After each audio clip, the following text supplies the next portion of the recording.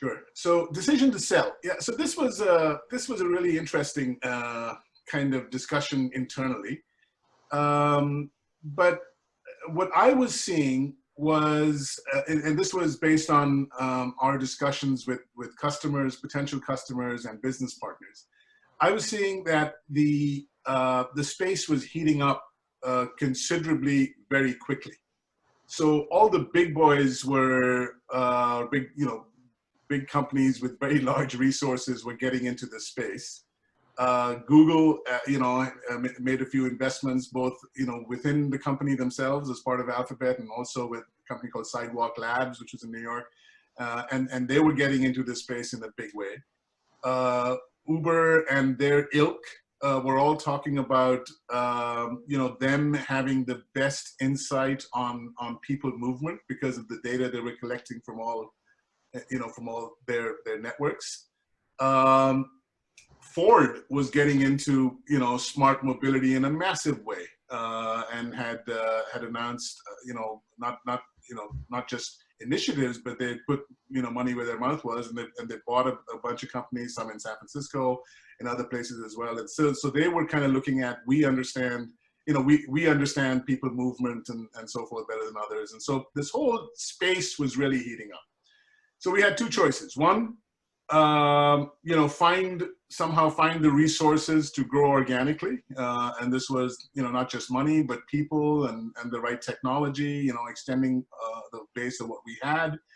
And that was going to be a long haul. It was going to be a slog, given where we were when we started, given our history, frankly. For all our success in the past, where we had good success in what we were doing, this whole thing was a very different animal altogether, right? Because our core competence was in modeling, right? Looking at different things, projecting the probabilities and what was going to happen. This was around analyzing real data in, if not real time, near real time, because that's when you had access to it. And so the data scientists and the AI stuff that was required as a core technology was going to be very different from what we had in the company. So for us to be successful, we, reasonably quickly, and although it did take a while, to convince people who've been doing something for a long time that it's now time to kind of look at other ways of doing it.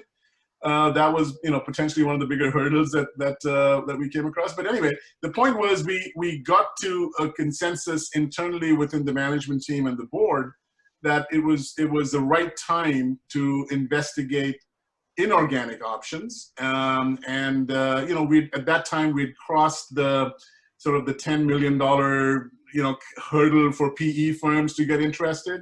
And, there was a bunch of PE firms coming in to talk to us.